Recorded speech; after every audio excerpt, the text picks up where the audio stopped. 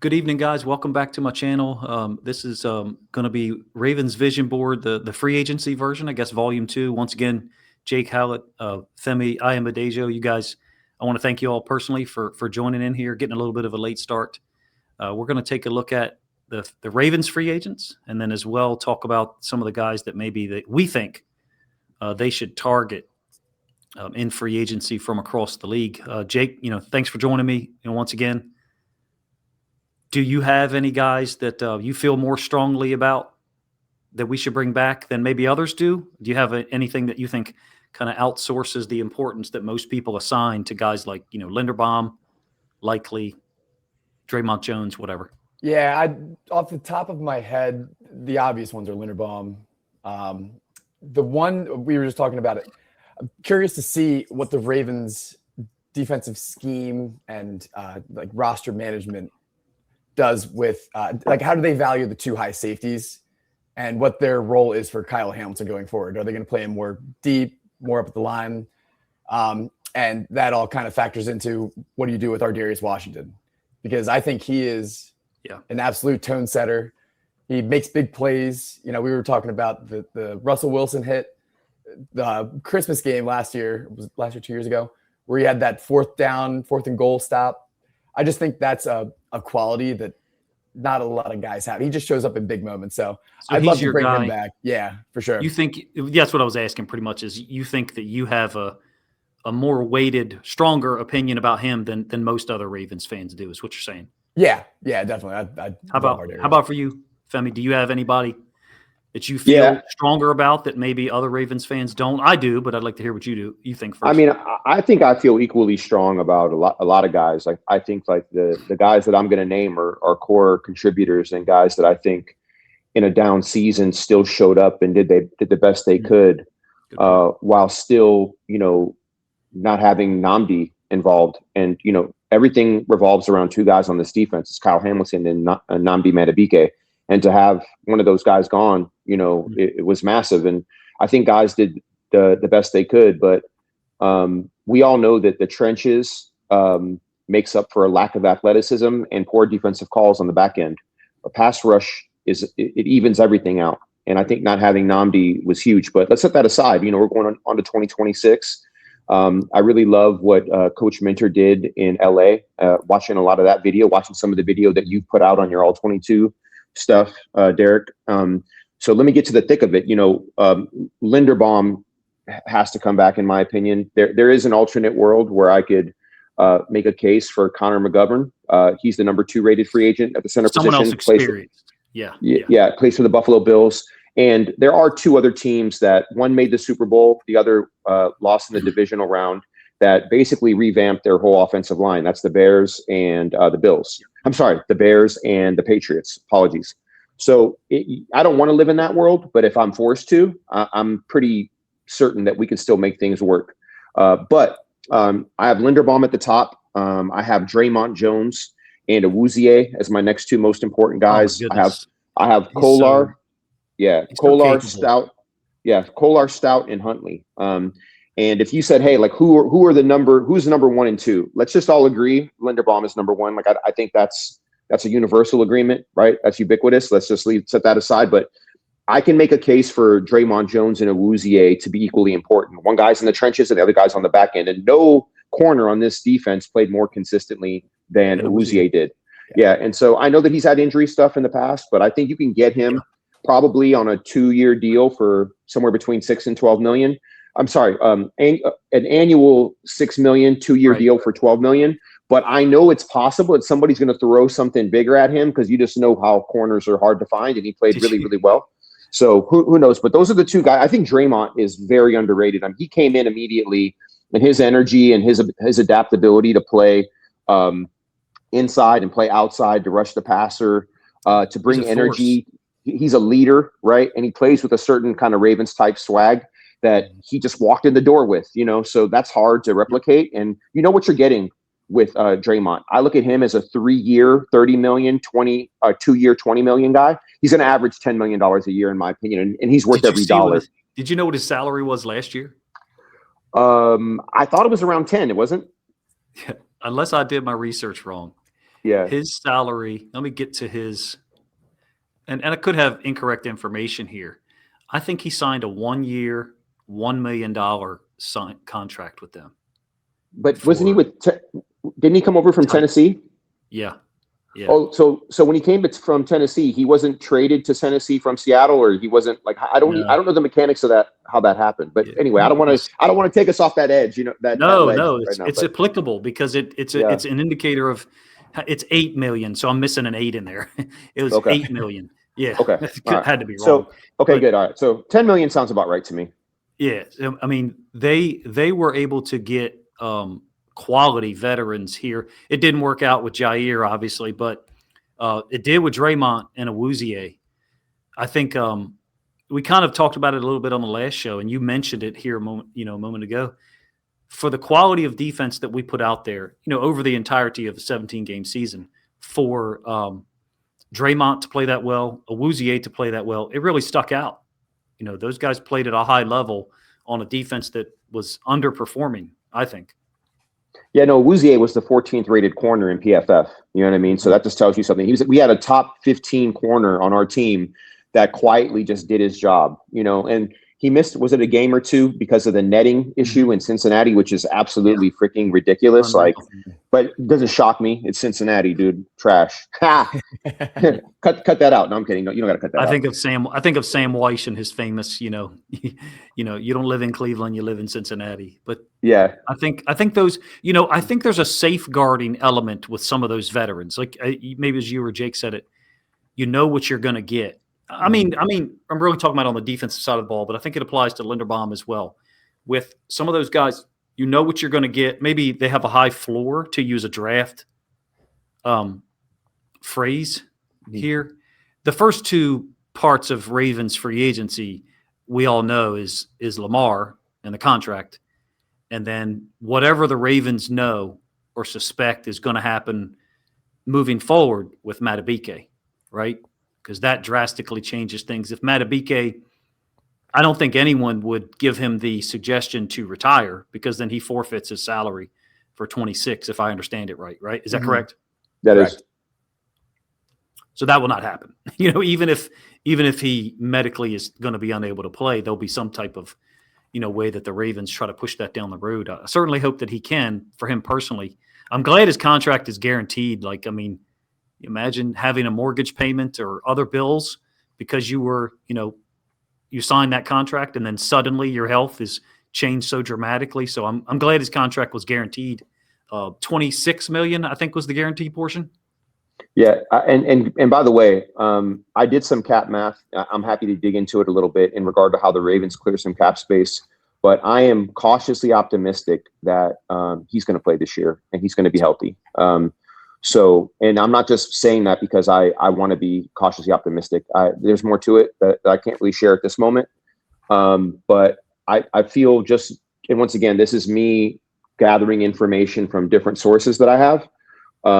And the only person that can confirm this is Namdi himself, which he hasn't done. I just want to make sure I say that because I'm not a big fan of journalists or content creators going online and gaslighting us and playing on our heartstrings with stuff they don't know shit about. And we know who we're talking about. It happens all the time.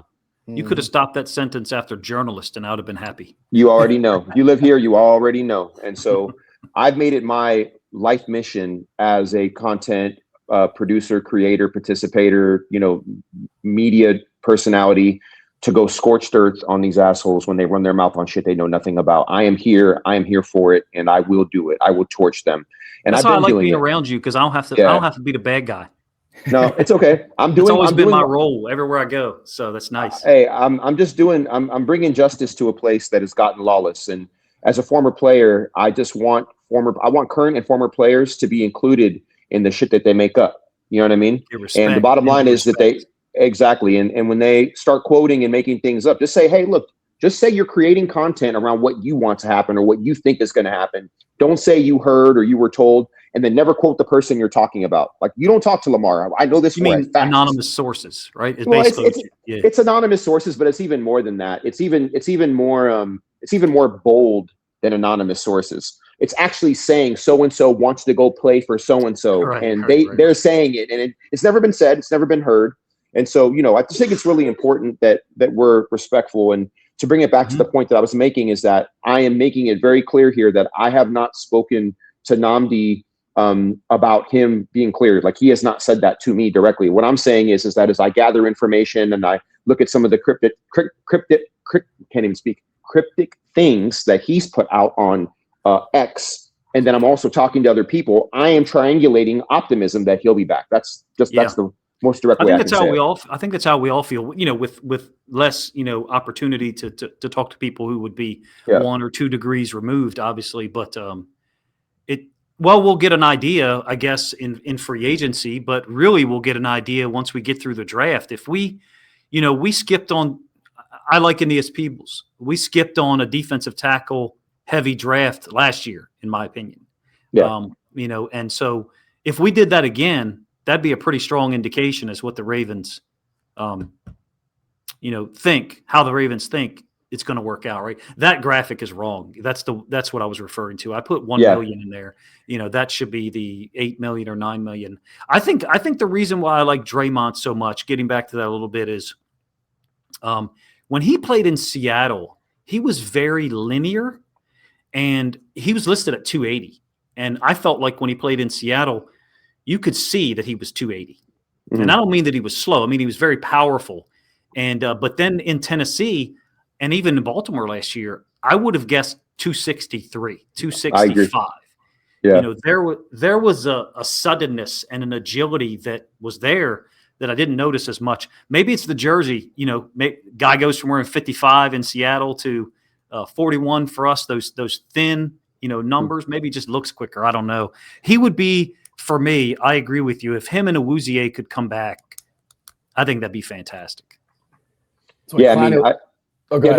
No, Jake, you got it. Jake, go ahead. I was just gonna say that's why Clowney looks so good in that 22. Just quick. Hey, him. Jake Clowney. I know you were saying when we were doing our little kind of pre-huddle, you mentioned Jadeveon. Jadeveon would be a guy I'd bring back in a heartbeat. I don't know what your thoughts are in regard to like. Well, let me put it this. Let me throw it back at myself. I've been the one studying all the kind of projected salaries. I didn't actually look to see what his projected salary was. Actually, I'm sure PFF actually has it. I just didn't happen to look at it, but he'd probably be affordable. Yeah, I think it's in the kind of similar to Dre'Mont, kind of older, late 20s, early 30s. Still productive though. I think he's still in like that 10 million range, multi-year, 2-3 years. But in a heartbeat, I'd bring him back. I love Jadeveon. Do you feel like the options for free agency? We'll get into I guess we'll try to focus it on the free agency.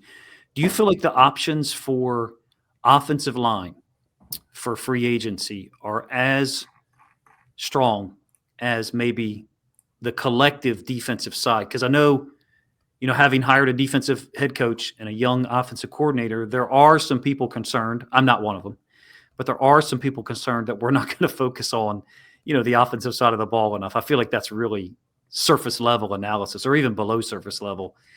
But I will be honest with you, looking at what's out there with the veteran offensive linemen, I'm not super impressed with the collective group, even though I like Zeitler. Benito would be really interesting, I think. And, Ed Ingram as well, but it doesn't seem like to me there's as much quality out there as maybe we would hope for if we were looking to get someone cheap. Does that make sense? Yeah, it does. Yeah. I think one thing that I see often online is we need to address the offensive line in free agency if we don't do it in the draft. To your point, I don't really see obviously everybody's an upgrade over 77, but there's not guys that are out there right now that either one are going to step in and be like ass kicking guards that we're going to love, or they just have like a flaw to them that kind of, drives me the wrong way, or they're just old. Like Zeitler is 35, 36.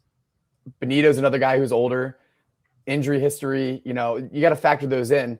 There's not a guy out there right now that I'm looking at this list here that I'm like, all right, guaranteed penciled in. He's going to play 17 games and we'll be good. But Femi, you might have different Yeah, opinion. well, I think your intuition aligns with my overall strategy that the Ravens need to approach. Let me start with the strategy first. You have 4 guys that you need to bring in, 2 through the draft and 2 through free agency. And what I mean by that is you need to bring in an interior defensive lineman and an edge player. One needs to be drafted and one needs to be a free agent. And this is beyond the guys that are already on the team from last year. So this is not Dre'Mont Jones does not count in this. I'm talking about guys that are not on this team yet. So you're going to draft one and you're going to sign one. You're going to do the exact same thing with the offensive line. You're going to draft one and you're going to sign one. And so you're going to end up with an edge player or an offensive lineman that's either your first round pick or your second round pick. So you're rebuilding the trenches no matter what. Ronnie Stanley's getting a little bit older. You draft the best available offensive lineman that there is. Jonathan Ogden was drafted and then played guard before he played left tackle. It's one of the best left tackles to ever do it. If you find a guy that you really love with that first pick, you draft him and you put him at guard the first year. And then you go out and you either sign Bitonio, Wyatt Teller, John Simpson, Kevin Zeitler. And by the way, guys, I'd be very happy with any of them because they're an upgrade to the guys that we already have. And then you prep Emory Jones Jr. on top of it. Now you have 3 offensive linemen, of which only 2 are going to start. And this goes back to your point, Jake. And competition.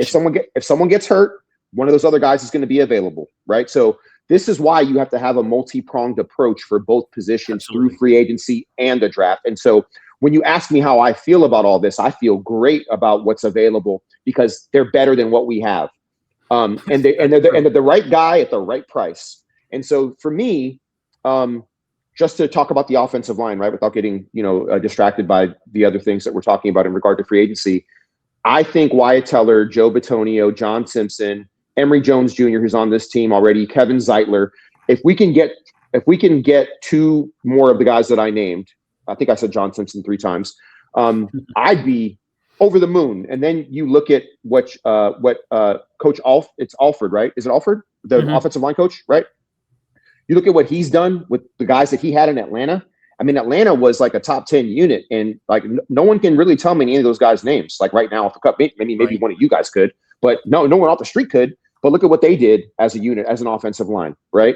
And so I'm hopeful and optimistic based on the guys that I see. They're a little bit older, but we're only going to sign them for a 1 or 2 year deal, and then we're going to be grooming 2 young guys, a draft pick and Emory Jones Jr., who I know. Yeah, and Jake, I don't know how you feel, but I know Derek and I are over the moon on Emory Jones Jr. and what we think he can be. I think he's going to be the starting right guard this next year. Outside the fact, if we don't sign somebody that takes the job from him or a drafted player that doesn't take the job from him, right? So, I think, I feel optimistic about what we can do with who's available. And I think you touched on the free agent part. Like, I'd like to see it addressed before the draft. My only concern is with what is there. Are other teams going to drive the price to a place where we're not willing to go for a Zeitler or an Ingram or someone like that in the free agency piece, pre-draft? Because I think you absolutely hit it on the head. Like those first 2 picks, rounds 1 and 2, we got to hit home runs or at least a triple on both of them. I think, like a Wiggins Rosengarten type thing. Mm-hmm. And I definitely agree that they got the O-line's got to be accounted for in one of those picks. I do get a little worried looking at the draft if we don't address O-line at 14. Just in my mocks, when I get to 45, I would feel better if certain players, Zeitler, Benito, whatever, had come in and I had a little bit more freedom there at 14. I do really like what we got, the options at 14.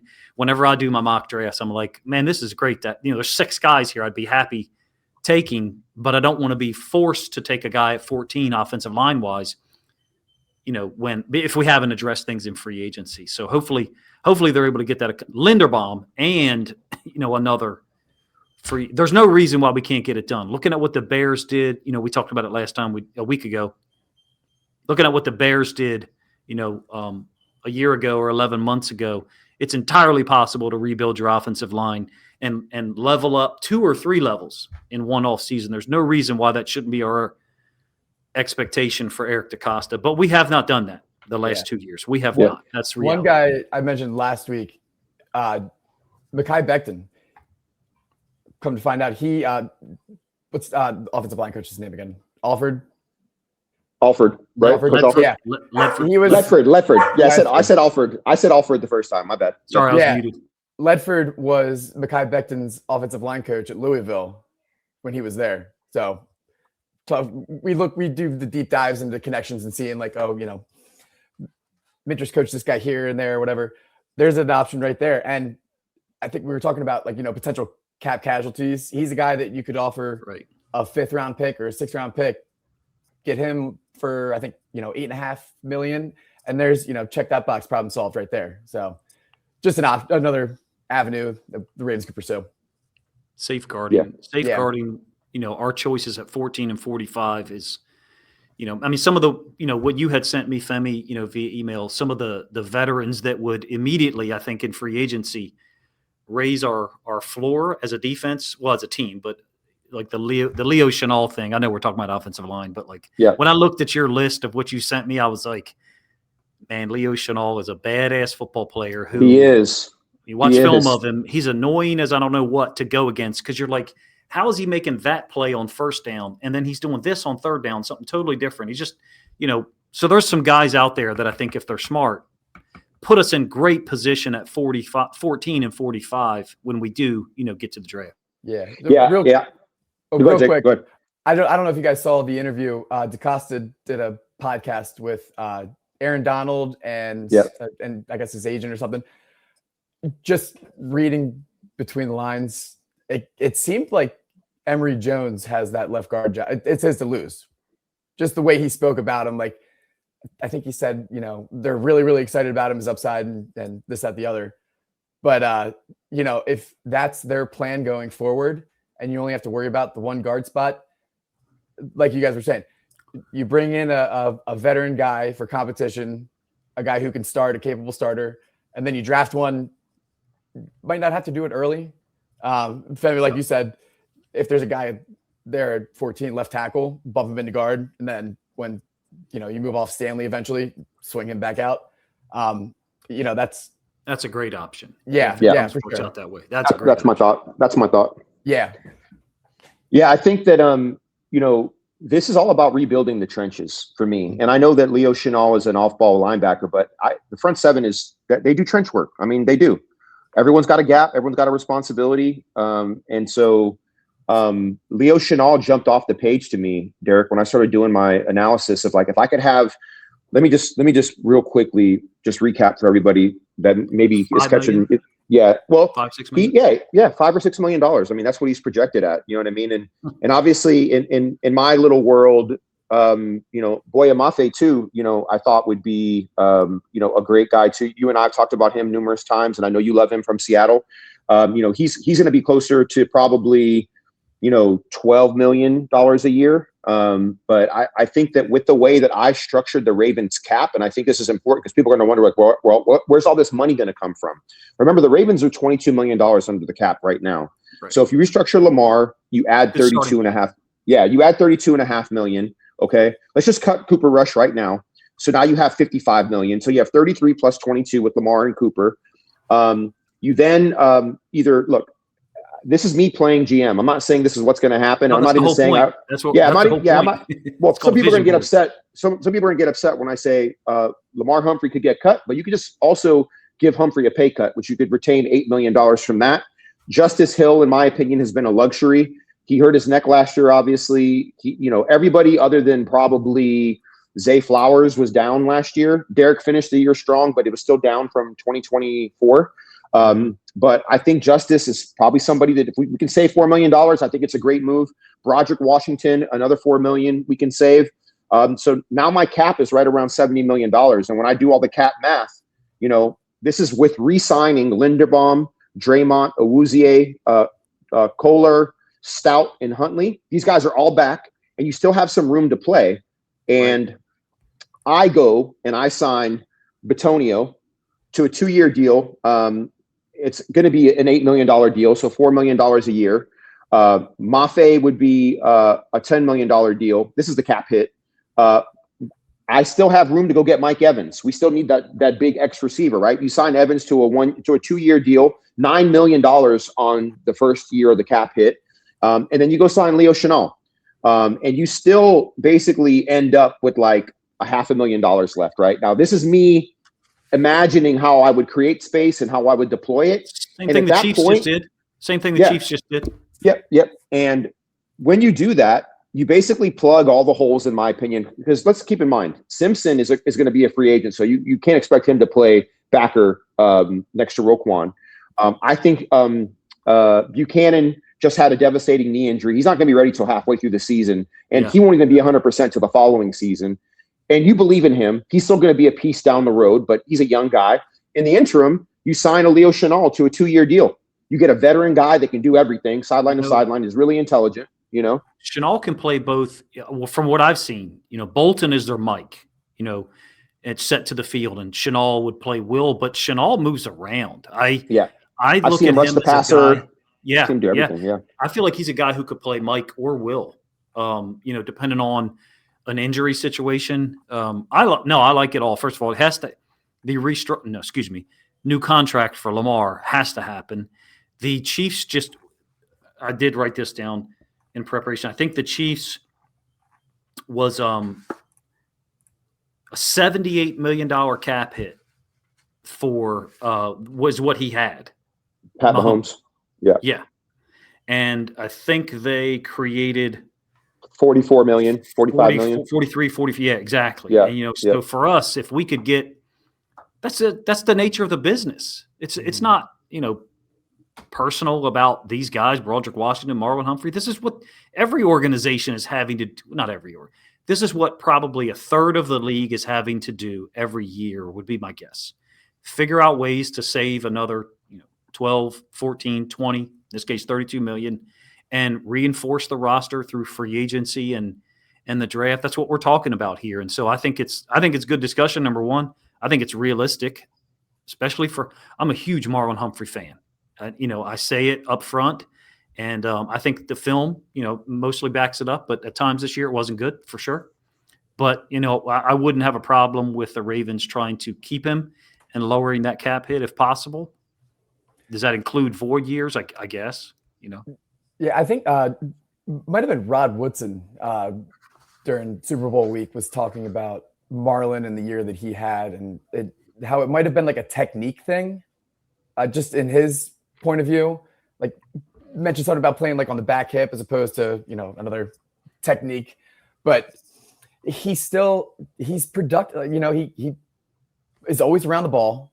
This year obviously was not great by any means, but always finds a way to be around the ball. He's still, as goofy as he is, he's a good locker room guy.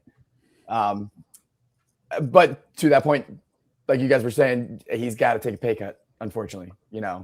It's just the unfortunate nature of the situation we have right now. But but also, Coach, I think we talked about it a few times. So you see the savings that you can get from cutting a Roquan or a Marlon, but then comes the question, who replaces them?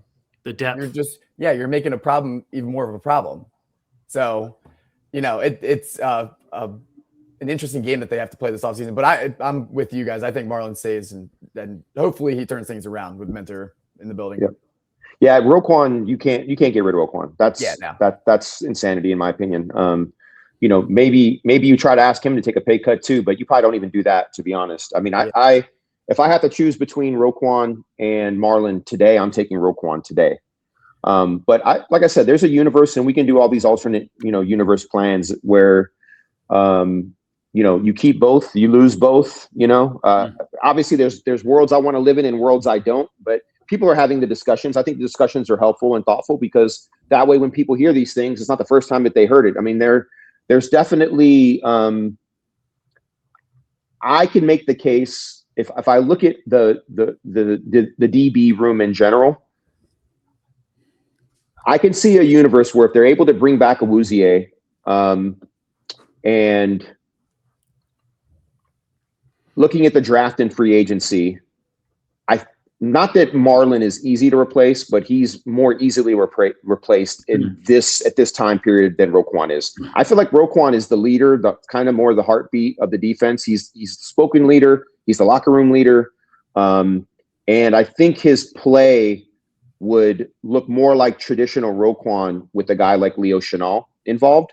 I think we'd miss Marlon less if you're looking at one of those guys going away. I would prefer to keep both of them. That's why my original Absolutely. strategy is a pay cut, not a release. But obviously you hear people on ESPN and different outlets talking about him potentially being released. But I think that dead money on that, that dead money on that though I don't know if that makes a lot of sense. Yeah.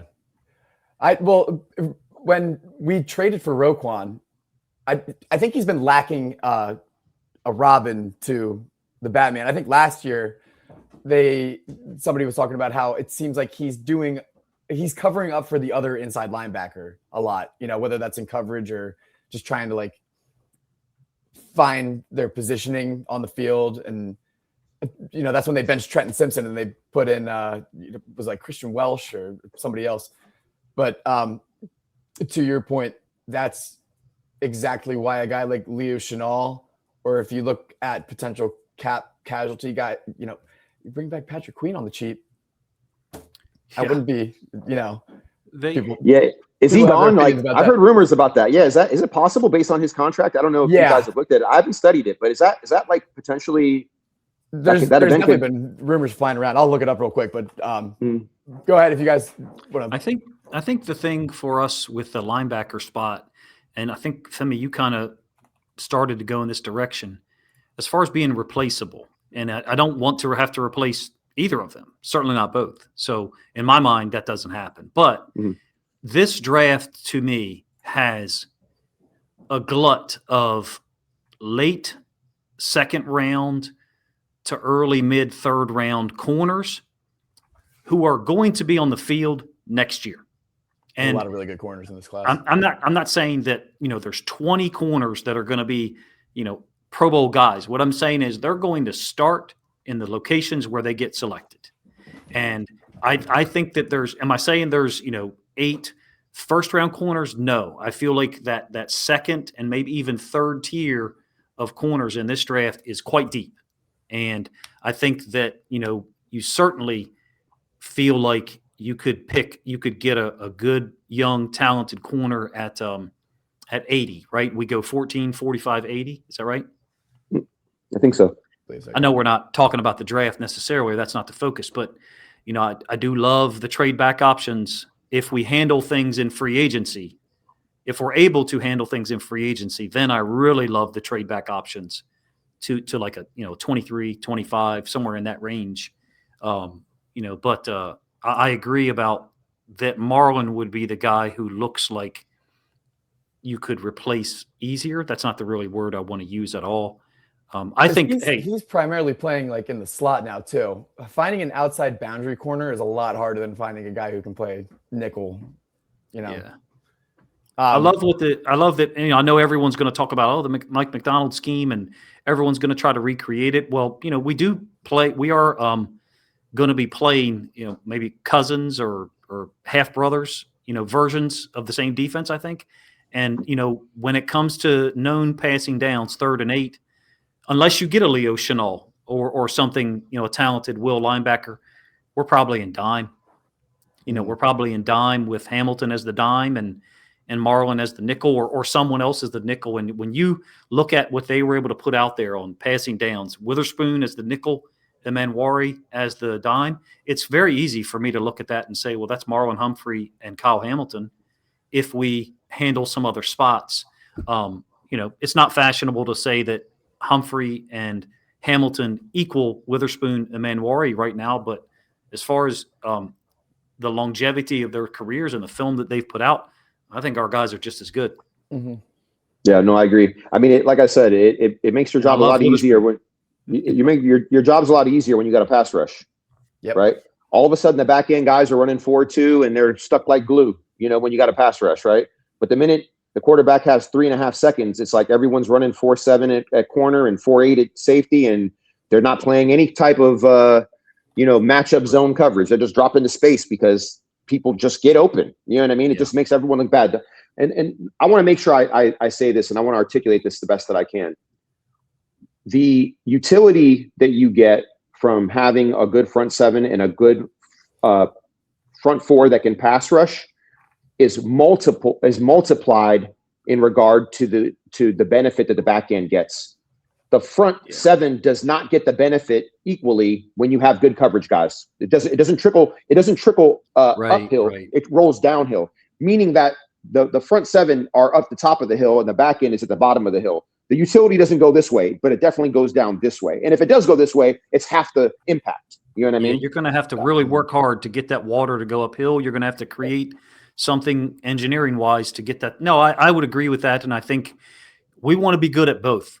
Yeah. And we were not last year for whatever reason. 24, we got a lot of great production from, Van Noy was here and, he's fantastic. Matabike, wasn't as great as 23, but it just didn't happen. I think Minter, hopefully we get that McDonald jump from a pass rush standpoint. Mm-hmm. But it's even about, being able to get it done with 4 and have that seventh player allocated in coverage as opposed to being the 5th rusher. And that's where Matabike factors in. He is such a force multiplier. He draws so much attention, and that opens up one-on-ones for other guys. And, if you want to send a blitz up the middle, you've got 2 guys allocated to Matabike already. So he's got a one-on-one with the running back. That's just such an important thing. And I think we saw it firsthand this year when he goes down, that goes away. So if he's able to come back, that's such a huge boost to the defense already. Do you feel like the depth of D-line is something that could be maybe fixed isn't the right word, but rebuilt? I do. I will preface it. I do. Do you feel like the depth of the D-line is something that we could rebuild quickly, in free agency, independent of the draft? Last year we drafted Mike Green and he played a lot of snaps, and we think he's going to be better this year.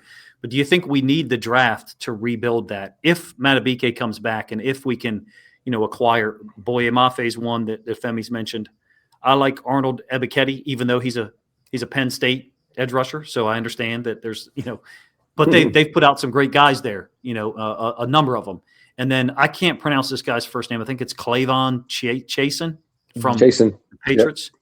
So he's another guy that they're in that range, if you ask me, of being affordable and workable in our cap situation. The Lamar contract pending. Does that make sense? Can we rebuild the pass rush, the D-line, before the draft? I think you can get a lot of it solved. But see, the thing is, I'm switching lenses, right? Like there's the microscopic view of 2026, and then there's a telescopic view of 2026 and beyond. Yeah. And my strategy, to me, it serves 2026, but it also serves 2026 and beyond. And what I mean by that is you need depth and you need youth, right? And I'm going to make a couple points here.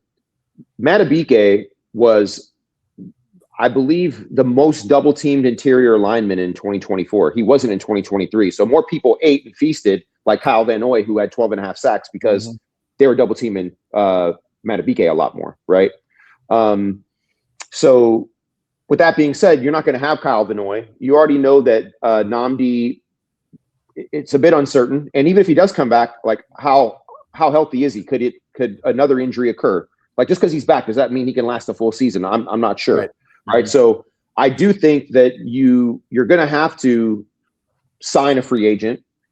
You are going to have to draft a guy, and you hope that Mike Green and others show improvement and growth from the previous season. Yep. So I don't think you can fully address it in free agency. I just don't think you have the dollars to do it, and there's still that little uncertainty around Matabike. So that's why I'm so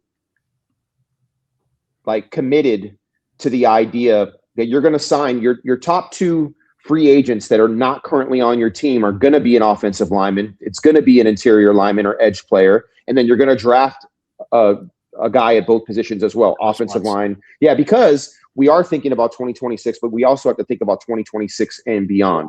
Yeah. And so, I think the Ravens inherently, who we are in regard to our makeup as a team, has always been thriving at offensive line in the front 7. And I think that if you look at a lot of our problems, they're rooted in those 2 areas. You solve a lot of problems by just addressing those lack of traits and features that we normally have, And remember, I'm a huge proponent of the idea, and I'm not saying that we need to do this, but I use this exaggerative statement to make the point. Lamar Jackson is going to be Lamar Jackson with 5 all-pro linemen or 5 Pro Bowlers playing offensive line. He doesn't necessarily need 5 all-pro or Pro Bowl skill players. We've already seen that in 2019 when he won the MVP and we're the number 1 seed. Most people couldn't even tell you who was playing receiver. They probably couldn't even tell you who was playing running back for the most part, right?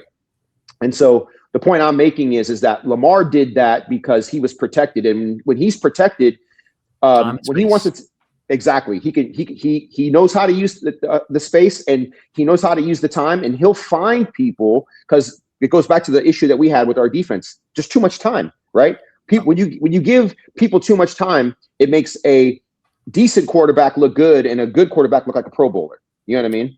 Yeah, so, Tyrod Taylor took it to us, at times, when we weren't getting to him at all. That ties into our corner talk too. Like, any corner will get beat if a quarterback's got all the time in the world to drop back and throw. Yep.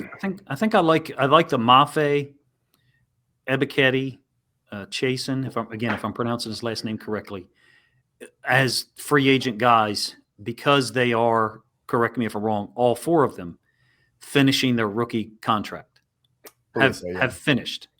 So, granted, Mafe got outplayed in Seattle this past year. Uchenna Nwosu came back and played really well. Derek Hall is a bull rush, nasty edge defender. We saw that in the Super Bowl. I think he had 2 sacks and then 1 forced fumble. Having said that, Mafe's 6'4", 265, 270-pound physical specimen. I like those guys as options because I feel like they fit the price range, and they are young, 27, 28 years old. I think Dre'Mont's only 29. I just looked it up. Yeah, turned 29. Yep. So that's what really draws me to him, is like there's a lot left on that engine. What keeps bringing me back to Dre'Mont too is his position versatility. You can line him up outside, or you can slide him inside, and that kind of, without addressing it, kind of addresses that 3 tech 4-eye type thing, where if you're trying to rush 4, he can beat guards on the inside like that, and he's got the power to hold up against the run and stuff like that. So I look at these edge guys, and not a lot of them really, they're not going to be difference makers, but if you sign a guy like Dre'Mont, you can find ways to make him useful on your defense and be productive. I can't remember. I know Femi had Boye Mafe. I included Ebiketie in our list. I think many people have mentioned Chasen, but if we had a choice of those 3 or Dre'Mont for 2 years, an appropriate salary, I think we're all in agreement. We would take Dre'Mont. Is that right? Mm-hmm. Yeah, I would. You already know what you're getting, right? Yeah. So I would. But you know what? There is a universe where Khalil Mack is a Raven for 1 year. Yeah. With that familiarity that they have with him, and I know he missed some games last year, but I wouldn't be mad. There's going to be some things that this staff knows that, and they're researching, right? And there's guys like, I think it would be naive, and I'm going to speak for myself, guys. It'd be naive for me to think that there isn't somebody that was a Charger on defense in that front 7 that's not going to be playing defense for us next year. Like, that would be the craziest thing in the world to think that's not going to happen, right? Like, when I came to the Ravens, I came from the Vikings. I came from the Vikings because I was an offensive player. And who did the Ravens make their head coach? The offensive coordinator for the Minnesota Vikings. He brought like 6 guys over with him. You know what I mean? 6, not system. 2, not 3, 6. Yeah, the system, fit right in.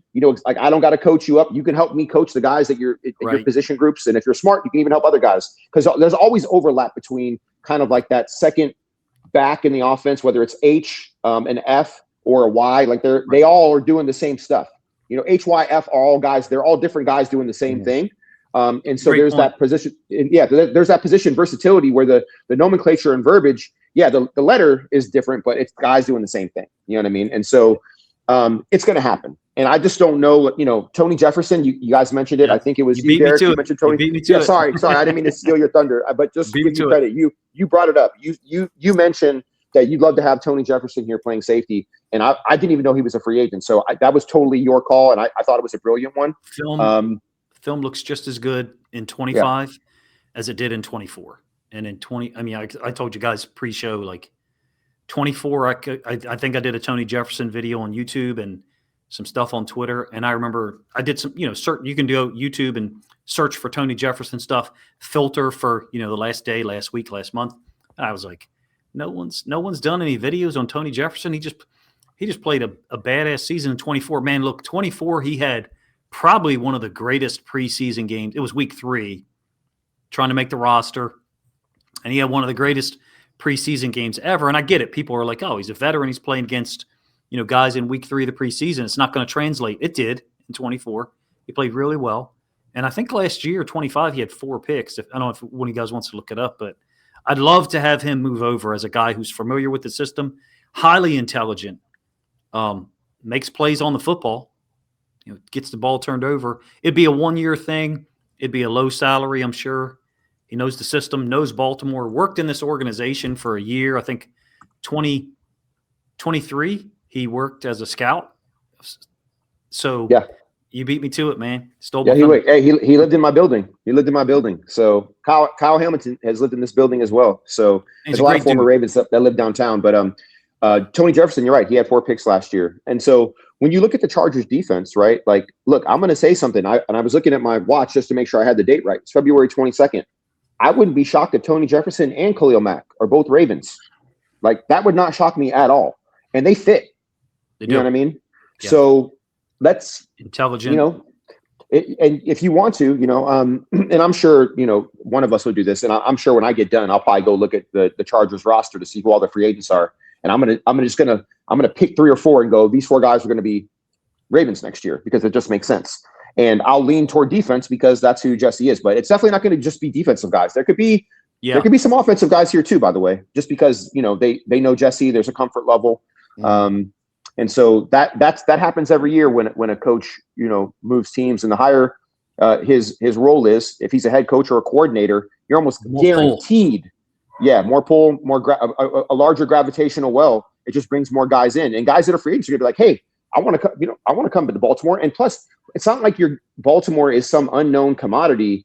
You're not going. Like, I don't want to insult anybody, but you're not going to Cleveland where things are kind of in rebuild mode and in disarray with the quarterback. And I think, like I said, just let me say this one more time. Whatever Vegas has Cleveland winning, whatever number of games they have, I'm going to take the over because I believe in Coach Monken and what he's going to establish that much. That being said, it's a mess. Yeah. How many Ravens do you think are going to end up in Cleveland? Right. Not very many. Not very many. Yeah, exactly. How many players from Baltimore are going to end up? Maybe some real young guys, or maybe a guy like that. Maybe Faalele ends up in Cleveland. You know what I mean?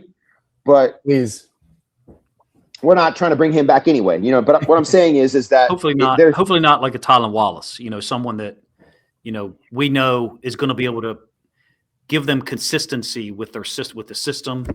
I like, one thing I do like about the whole Minter connection and even Tony Jefferson, Tarheeb Steele is from University of Maryland. I know, Jake obviously knows that. Yep. And then Cam Hart is a Maryland guy, went to Notre Dame. And I hope that we find ways to not just link, from the Dolphins with Weaver, the Chargers with Minter, the Bears, with Doyle. But I hope we can develop or get maybe a little better at some of the Maryland area guys. I mean, where they're from, maybe ending up here. There's a couple in this draft that I think would be good spots for us, but I know we're focusing on free agency. Yeah, from like a Minter kind of point here, that was one of the things that impressed me about him was they took a bunch of 5th round. Obviously, they have Derwin James, but you look at their secondary. You have Tony Jefferson, literally working with the Ravens as a scout, picked him up off the street, and then 2 corners who I think both were 5th round picks. Yep, and had a flawless, not flawless, but like an outstanding secondary. 2024. That year and this year too. I mean, you could see the development from those guys like week after week almost. So I thought that was really interesting. And I think, you know what? We've got 2 in-house guys too that we didn't see this year because unfortunately he had injuries. But I was a big fan of Bilal Cohn out of the draft. You were the guy who mentioned him to me first, and I was like, oh man, I really like him. Yeah, I mean, you watch his tape against it was Jeremiah Smith in Ohio State. Ohio State Guy who held his own the whole game. And then longer beam too. I think it was Spencer Schultz who mentioned it to me. He's a guy that the Ravens really, really liked in the draft. So, you know, the continued development, obviously the health of those two is going to be huge, but that would be, and this kind of like summarizes how I view free agency in general, but like guys who raise the floor as opposed to like raise the ceiling. Those guys are going to be the super expensive. We're not going to be even close to competing with them, but you know, you develop your young guys and then you replenish the well with veterans that are going to, you know, say a guy gets injured, you plug him in and they'll play really well. Raise the floor so that we don't have the, you know, undrafted rookies playing significant snaps in meaningful games. Yeah, I think that was one of the biggest issues with this season, right? Is that the floor for the guys that ended up playing on defense in certain circumstances, it just didn't seem like it was really high, right? And just one more guy that I'll plug real quick, mentioning the connections of coaches from different places. I know that Jalen Phillips was a guy that we talked about at the trade deadline last year. The Eagles went and got him. He played pretty well for the Eagles. I don't know if he's as physical at the point of contact as I like. I like him as a pass rusher. I think he's creative and gets pressure on the quarterback. And he's got good size and athletic ability. I think he played at UCLA in college, I think. Did he play at UCLA? Yeah, I think he did. Or transferred to Miami. Yeah, okay, that's right. Was he at UCLA and then transferred to Miami? Is that what it was? Okay. I believe so, yeah. Okay. So, you know, I've always liked his dimensions and size, and I think he's a guy that if he doesn't get like a multi-year deal, he might get like a 1 year prove it deal. He could be somebody that I think would fit in and be a good kind of like play like a Raven and be a floor raising guy. So just someone that kind of I was looking at before that I never mentioned in my kind of like list of free agents at edge that could be, but his pricing might be, because there's this aura around him that I think raises his salary a little bit more than I probably would, but I still think he's a quality player. Because when he's been healthy, he's been productive. It's kind of in the same realm there. Like if you're looking at guys who are looking for 1 year prove it deals, Elijah Vera Tucker on the Jets would be, if he can stay healthy, he's a great guard. And I think he'd be a great scheme fit too. If you know, the Ben Johnson offense is going to make its way over to Baltimore. I mean, that observation, I think, kind of lends itself to a little bit, us having a little bit more faith. I'll just say it in the organization's accurate evaluation of offensive line talent. And I don't mean like right now, this present day. What I mean is looking at a player, Elijah Vera Tucker, someone in the draft, someone who's in our building, and accurately being able to say, okay, what is the range of outcomes possibilities for these guys? Maybe it's too optimistic, and you guys can certainly tell me if you think I'm being optimistic, which is unusual for me. That Ledford and the coach he brought from Atlanta and Doyle, who went through an O-line rebuild 11 months ago, will have a more accurate ability to maybe predict or project, maybe that's the right word, what free agent offensive linemen could come in on a 1 year deal and contribute, or what guys in the draft we could take and we wouldn't have to develop for 2 or 3 years. I just have to say it. I did not trust the previous group with those evaluations at that level. Clearly way more, experienced and capable than I am. So, but at that level, the people they're competing against, they were not able to accurately and reliably identify offensive linemen and develop them unless they were a first-round pick like Tyler Linderbaum. Right. I think that's a key thing too, because we see the product on the field and we're like, all right, Falele stinks. Voorhees isn't playing well, but the offensive line in general took a massive step back. I think the coaching aspect is going to be a huge thing. Just from a Rosengarten, Stanley getting back to normal, even Linderbaum at times kind of got pushed around here and there. But I think just having a better coaching staff in place is going to make a lot of those problems kind of solve themselves in a sense, if that makes sense. Yeah. Assuming Linderbaum comes back, but go ahead, Femi. Yeah, no, I think I want to be fair when I say this, because I think I got trapped in assuming that we have this assumption that athletes will continue to improve and their trajectory will continue to go upward. But what we forget to take into account is these exogenous things that affect the coaching staff, which then affects the trajectory of the player. And let me give you an example. Coach D'Alessandro, Joe D, passed away. Remember that? Yep. And him passing away, to me, had a massive effect on the offensive line. We didn't see the ramifications in 2024, but we saw them in 2025. And Rosengarten regressed, obviously. And Linderbaum was still the number 4 rated center in PFF. And I'm not saying PFF is the end all be all, always preface this, but everyone's being graded by the same scoring system. So based on the scoring system, he was the number 4 center. Did he have some terrible plays? Of course he did. But I think we have to remember who was on the left side of him and who was on the right side of him, right? Centers are used to having a double team and an assistant a lot of times. He was on an island. Yeah. But what I'm saying, generally speaking, though, and what I'm saying is that he didn't get the assistance that he got the year before, right? So I think we still have to remember that he had 2 guys next to him that were completely inconsistent, and then you add the loss of the coach in the room, and I think these things kind of snowballed a little bit. So I think that part of EDC's calculus was that Rosengarten wasn't going to be an issue, and that Faalele was going to improve. Now, Rosengarten, I think, is still going to be fine in the long run. I think we saw enough from him that, yeah, as a whole, the O-line regressed. We all agree on that. The why behind it, though, is what I'm trying to get at. It's why did it happen, right? And what do we do going forward? So I believe that Tyler Linderbaum is a guy that is still a top 5 center in the NFL. His run blocking is one of the best in the NFL. He's always going to have a little bit of an issue with the pass rush and guys that are bigger than him, but I think it's acceptable, especially if you have 2 right guards that are going to do what they're supposed to do in regard to assisting him, right? Like, there's no perfect center, I don't think, right? No. Creed Humphrey's the number 1 paid center, right, Derek? I think so, yeah. Yeah, and he's great, right? And obviously he's the number 1 rated center in the league.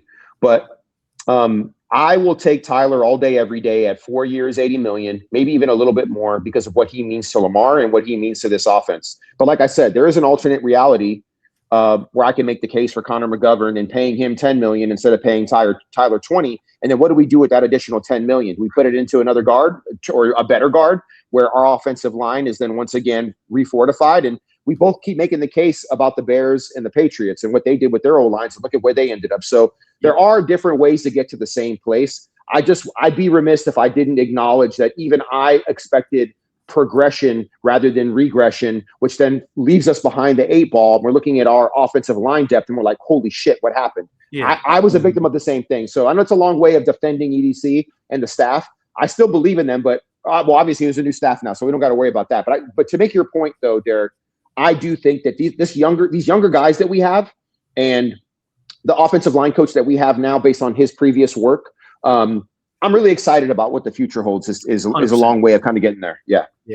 I've seen the people online talking about, how much is too much for Linderbaum. You see numbers like 20, 22 million. So I did a little math here on my wonderful Excel spreadsheet. At the time of his extension, Creed Humphrey, I look at this, I'll kind of elaborate a little bit, but when I project contracts, I look at comparable players, and at the time they were signed, the annual average per year of the cap space. Yeah, that's the best way to do it. Yeah, so Creed Humphrey at the time of his signing was 7.04% of the team's total cap space, which was $250 million. Using that same percentage and applying it to this, new league year's cap space, I think it's like a little over 300. It's like between 301 and 305. Yeah, so that number comes out to 21.4. So if you think 22 is too much for Linderbaum, I don't know what you're really saying, because that's right on par with what Creed Humphrey. Yeah, no, I think that's a really intelligent way to do it, and I'm glad that you made that point, because I think that a lot of people are missing the cap increase and the percentage of cap space going to that position. I think you hit the nail on the head. I'm going to steal that, actually. I think I've made every case except that one. I'm stealing that from you, Jake. I'm taking it. Done. It's always good to have math people around, even though Yeah. sometimes you call them nerds. It's always great to have math people around. Now, as far as the offensive line for us, I think we're all on the same page. We definitely would like to keep Linderbaum. Addressing the center position, another spot in free agency. Cade Mays is one. I don't know what his contract was before. He's another guy that I had looked up. I have film of him, but I haven't watched it yet. I do feel like they have options. And to your point that you made a moment ago, Femi, if there was a scenario where the Lions go get a Linderbaum because they need a center bad. The Seahawks teams, people look at that and they're like, he'd be a great fit for the Seahawks. Seahawks center is actually really athletic in the run game. Mhm. Sundell, him and Gray Zabel played at North Dakota State together. They were teammates in college. So I feel like Detroit is the place that worries me. But Detroit's got salary cap problems that they only solve by, guess what? Restructuring or a new contract for Jared Goff. It's the same across the league for so many of these teams. So I don't think that from a salary cap standpoint, we're in anywhere near the handcuffed position that, go back 2 months ago or so during the season, there was this extremely negative and narrow interpretation of where we would be salary cap wise for 26. I don't think we're in that different a spot than a number of other teams. We're certainly not like, the Raiders or the Seahawks who have like, 80 million apiece, something like that. I do like the option, if we don't get a Linderbaum, of going free agent for center, something that's known, that's cheaper, and then being able to utilize that extra 10 or 12 million or whatever on something else. Look, Linderbaum, while you were talking about him, Femi, and then I'll shut up for a moment, Linderbaum reaches 3 techniques at the NFL level. That's ludicrous, for okay, if you're a center and you're reaching a 3 technique in high school, you're a really good football player, obviously. You're doing that in college at the Power 4 or Power 5 level, you're a fantastic. You're doing that in the NFL. You're reaching an NFL 3 technique with no help from the center position. That's ridiculous. So from the run game standpoint, I feel like this is a poor analogy because he's an offensive lineman. But to talk about defense in basketball, you want 5 guys that are connected and they're moving as a unit, whether it's zone or man-to-man principles. Linderbaum, to me, is a guy who, to use a defensive analogy, he can guard 1 through 4, and he can do it well from an athletic standpoint, even though he's shorter. We wouldn't get that same benefit from a Cade Mays or from some of those other guys. I think we would get a more traditional type of output. So we would lose some as well if we don't secure him. Yeah. So Cade is probably going to get about 12 million a year. That's the projected for him. And Connor, and to your point, Jake, I think that if you're looking at the cap metrics and investment, Connor McGovern's probably going to end up getting like 15 million, where you have Linderbaum getting around 20, 21. But he's definitely the belle of the ball is Linderbaum, and it's not close. And just to make a point, Derek, one of the things that made me real nervous is when I looked at the Raiders and the amount of cap space they have. They could just basically hand him a blank check and be like, whatever you want. With your number 1 pick, you're going to draft Mendoza, who I think is Andrew Luck reincarnated. Personally, I've already said this to you. I think it's spot on. Go watch Andrew Luck at Stanford and go watch Mendoza at Indiana. I'm talking athleticism, QB draw. You can run zone read if you wanted to. Not that you're going to do that because he's not Lamar, but he can do everything. And he's energetic and he's a leader. He's got a great vibe about him. His teammates love him. I think Mendoza is going to be a really good player. Now he's going to the Raiders. Now I don't know. Put a center in front of him that helps. Yeah. If you're going, the first thing you should do to protect your investment is draft a center, right? That's what you need to do probably. Sorry, not draft a center, pay a center like a Linderbaum who's going to anchor that, that offensive line for the next 4 or 5 years. I think that would be a great combination. And we're talking Clint Kubiak, dude. Like the offense is legit. We know it's the Shanahan tree, right? Like we already know that. So I can see the Raiders paying Tyler just because it's a great kind of 1-2 combo for your center and number 1 draft pick at quarterback. Where are you guys? I feel like between the 3 of us and many other people who I get to interact with in the Ravens Discord, who kind of give you information and help develop your thoughts. So they definitely boost me up as far as production side. But I think we're more flexible with the offensive line than maybe we think. The only thing is addressing it in free agency first before the draft. Turning it to other guys free agency wise, though, where are you guys with? I think Likely's gone, but Kolar and Stout's at the end of his 4 years too, right? Yeah, Stout's coming back. They're gonna keep Stout. I mean, he's too good, and it's a $3 million cap hit. Like, we're not talking some huge. Yeah, they're gonna bring Stout back for sure. I think quietly, Stout and Huntley got to come back. You know what I mean? That's just my opinion. Now, maybe I'm rooted in the old Ravens system that Huntley is a perfect comp, for Lamar in regard to, and we saw what he did this year. In the games that he played so well, and they didn't miss a beat with his ability. So I'm hoping these guys are not expensive cap wise. You know what I mean? These are not extravagant purchases, right? If you're thinking about these salaries that you're going to be giving Stout and Huntley, but once again, these guys are floor raisers, to take Jake's phrase. I'm stealing all your guys' shit today, all of it, stealing all of it. And so for me, you got to do that. Now, Awuzie is probably going to be harder to bring back. Kolar is going to be harder to bring back, in my opinion. But guess what? I said this last week. If you lose Kolar and you lose Likely, which is likely, it's likely that's going to happen. You know who you go get? You go get David Njoku. Oh, David Njoku would fit like a glove in this offense. And remember, this kind of they call it 21 personnel. I call it Tiger.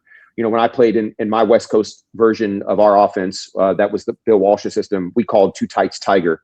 And when we're in our Tiger package, the way that Ben Johnson and Ducklin Doyle want to run it is that the Tiger package is that you want to be able to equally run block, but also look like run and then run play action. Yeah. And unfortunately, Pat Ricard does not live in that world. He's not fit the system. He's not a pass catcher. So in my opinion, I love Pat.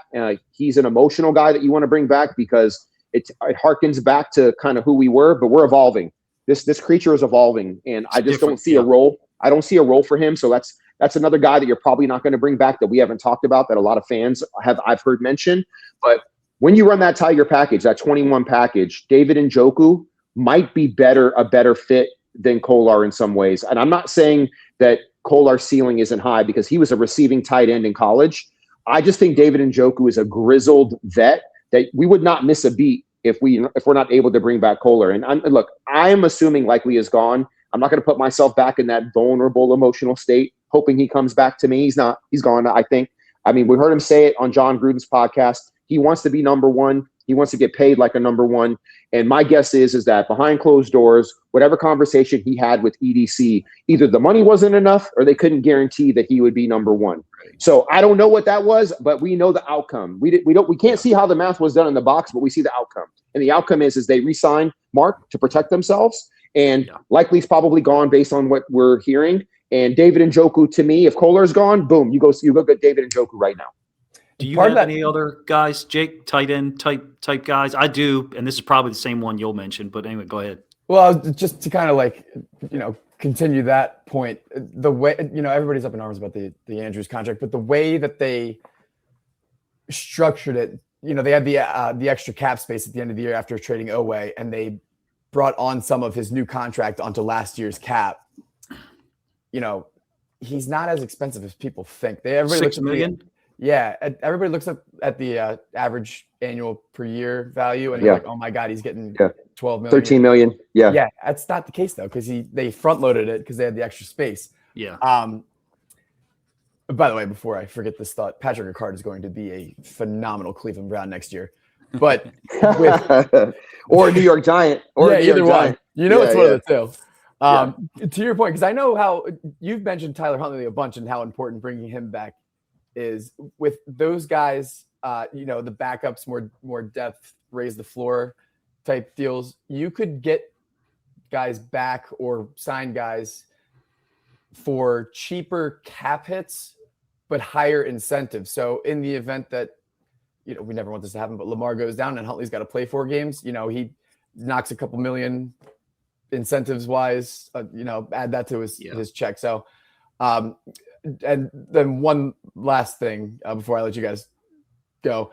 I kind of consider myself like the buzzkill in the Discord chat because I always like to kind of reset expectations. Oh, you think it's you? I think it's me. But go ahead. Yeah. Well, in terms of like just free agency wise, the Ravens aren't the team that, and Decosta talked about this in this podcast he just did.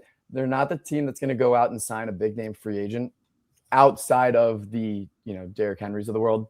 But that was an obvious gift. It was also a gift. I mean, we got him for incredibly cheap for what he should have got, in my opinion. Yeah, for sure. And they play the compensatory pick game as well as actually they are the best in the NFL for sure. Yeah. You got to start looking at guys who are getting released. Njoku is exactly that. The Packers just cut their center, Jenkins. I'm not too familiar with him, but he's a consistent starter with the Packers. He's a guy that we could look at too. Just keeping it realistic. Watch for guys who get cut. Look for veteran guys that aren't going to cost as much. Mm-hmm. And they're gonna play the compensatory game, whether people like it or not. That's just how they roll. It's all about like replenishing the well and having that young cheap depth to rely on. I'll give you one, Jake, that that goes along with what you were just talking about from a salary standpoint. I don't think this guy's going to get. He'll get offers. Don't get me wrong, but I don't think it's going to be too high because of the production or lack thereof, consistency. But it also lines up with something you said, Femi, about Ricard. And that's a guy that, Jake, you probably were around when he was in the building, and as Chig Okonkwo, because he's a tight end who can line up at fullback. And that's really what the Ben Johnson, if we assume that Declan Doyle is going to run a similar system, is a tight end who can line up at fullback and still be a threat, but can execute some of those things. And what the Ricard way of doing things is we don't get that same versatility. Yes, Ricard is a fullback who can line up at tight end, but not going to give you anything like the downfield ability of a Chig Okonkwo and I'm not even talking about Colson Loveland, in Chicago. I mean, Cole Kmet, or the third tight end they had, I think is 81. I forget his name. Doyle and Ben Johnson, they want tight ends who can line up at fullback and occasionally be asked to do fullback things, split zone, lead block, the little wind back play they have, that gets off the midline and then brings you back the other direction. And so from a Ricard standpoint, totally agree. And it's not fun to point that out, but it's just reality. That's where we are, with the roster. I think they're looking, if they do go any type of way, no idea what Okonkwo's salary would be. I think you're looking at someone like that. Maybe there's a guy in the draft, right, that we can grab in round 4, round 5. But we're talking about free agency. And for me, that's a guy that fits the Declan Doyle offense. He's definitely very similar, not very similar, but kind of in the same build as a Likely, undersized, but just difficult to cover man to man, especially if you're putting a linebacker over top of him. Yeah. The Athletic here has Chig Okonkwo contract projection 4 years, $46 million. So that might be. Ooh, I wouldn't have anticipated that. Yeah. But it's kind of like Charlie Kolar too. I think a lot of these guys, we assume that they're going to get one thing, and then come to find out in a month or two, they're getting way more than we would have expected good for him in the first place. Yeah, absolutely. Charlie Kolar deserves a shot to shine somewhere else. Maybe I look at who knows, but I look at Charlie kind of the way that I looked at Josh Oliver when the Vikings took him away from us. Remember that? Yep. And I'm trying to remember. I think his. He got like 3 for 24, didn't he? It was great salary. Yeah. His average salary was 7.7. You know what I mean? So I would actually say that Kolar's been more productive than he was. I mean, maybe it's just my memory. No, you know what I mean? I think Kolar's a more balanced. Between the two, the blocking and I agree. Yeah. And the guy, and you're gonna like this, Derek, because I've become a fan of this kid. I really like him. AJ freaking Barner. I like AJ Barner a lot, dude. That dude is a dog. He is sneaky good. and he's got a confidence and a vibe. I love his little post like touchdown celebration stuff he does. Like I just love his whole energy, and I just love the way he celebrates with his teammates. And he's a person that, like, if you're not really watching Seattle play, like you wouldn't know how productive he is, and you wouldn't know what a good teammate he is. Like he's somebody I'd be like, damn, I want to play with that. Yeah, I want to play with that guy. You know what I mean? So maybe there's a way through the draft. You know, we can. You know, there's going to be some tight ends in this draft, and I'm looking to see who's going to run sub 4.6. Like which tight ends are going to run sub 4.6. Like that's a huge indicator for me. And I'm not saying everyone. Look, if you're running sub 4.7 as a tight end, you're moving. And I want to see which guys are running sub 4.6 though. I want to see the 4.52 guys, the 4.55 guys. And I think there's going to be a group of them that are going to be surprising, and they're going to have size. I'm talking 6'3", 6'4", 250, moving. You know what I mean? I think Barner in a different system, in a different place. Excuse me, where you didn't have a JSN and then a Cooper Kupp, and then they got Rashid Shaheed. Yeah, I feel like Barner cap for his talent is a 70, 75, maybe even an 80 catch season guy. Yeah. I think he can produce, that. I don't think he's a, 90, 100 catch guy, but I feel like Kolar, to use the same progression, Kolar in a perfect place where he's not 50. Yeah. I feel like it's subdued, from that. But I like the comparison. I think Kolar probably gets money. Some of these other guys that we've brought up, Okonkwo and others, we're out on that salary. We're out at that point. Yeah. We weren't gonna, give that to like. Well, we were trying to give it to Likely. I think this is productive talking about the free agents. I have to tell you, like, there's a part of my brain that is on the draft. Yeah. See, I'm all free agency right now. Like, I just want to see what happens at the combine. Like I'm not even concerned with the draft right now, because free agency is literally like guys that are free are going to be on this team. Like the draft for me is like exactly. But the draft is like, but the combine is like right around the corner. But the actual draft, it just seems so far away in regard to, like, we can speculate on who's going to get drafted, but like free agency, guys are going to literally be in buildings. Like in April, they're going to be wearing a Ravens uniform that are unsigned right now. That is super exciting. Yeah. Lots of draft decisions are going to be based on who you sign in free agency. Yeah. I don't see a world where they are big spenders in free agency. I just, if history repeats itself, that's not what they're going to do. But if they do, it's going to be Linderbaum. It's going to be, do they go out and sign a guy like Jalen Phillips? Guy who can get after the quarterback, productive. So it'll be interesting. I don't think, personally, my final predictions, they're not going to do much outside of their own guys, but I'm starting to really talk myself into the Ravens making a big trade before the draft. I don't know why. They did try at the trade deadline to get a couple big name D linemen, so that's kind of where I base my theory off of. But other than that, just re-signing your guys, seeing what's out there on the trade market, and going from there. Yeah, I've already made my case for the guys that they need to bring back. Awuzie, Dre'Mont, Linderbaum, Huntley, Stout. Those guys all got to come back, in my opinion. My hot take is this, and I don't think it's so hot when you recognize that you have a new head coach and a new staff and you want them to succeed. So you might be a bit more aggressive than you are typically. And with that said, I could see them signing a couple of big free agents that they normally wouldn't sign because they want to get Minter off on the right foot, or making some trades via the draft, during the draft or prior to the draft, on maybe packaging some stuff and going for, maybe a free agent that you might not think we would go for, or targeting somebody in the draft that you might think they might not normally do. I think this new staff's success and getting off on the right foot in the first year is really important. So I expect them to do things a little bit more aggressively this go around. That's my kind of final thought.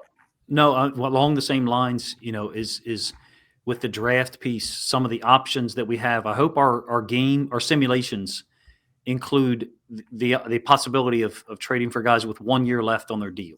1 year left guys, provide us. They have motivation to finish off their deal.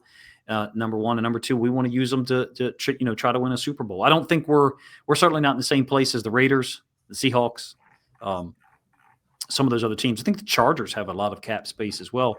but our guys can do this, and they're fully capable of handling it from a free agency standpoint, kind of being the leadoff hitter, and number 2 man to the draft, being the third and fourth hitter, the cleanup guy. I appreciate you guys, agreeing to do this again. I would love to continue to do these on Sundays, if you guys have availability moving forward. Absolutely. Yep. Sounds good. Yeah. Well, I'll tell you 2 things I got coming up. Number 1, gonna do a draft piece with EA Edgar Allan on Maryland area guys that are available in the draft, more than just Jalen Husky, who I'm a huge fan of. Frederick County guy or kid, and then Quince Orchard finally at Maryland. I don't know how they missed him before, but anyway, that's one thing that we've got coming up. And then I would love with you guys to do some stuff during the draft, if and when you're available, Absolutely. Yeah. 100%. Yeah. Sounds good. Sounds good. Thank you guys a whole lot, man, for joining me, Jake and Femi. And then obviously any of you guys who listened in or watched, feel free to give us some feedback in the comment section or suggestions on, where you think we could take some of this content moving forward. Appreciate you guys' time.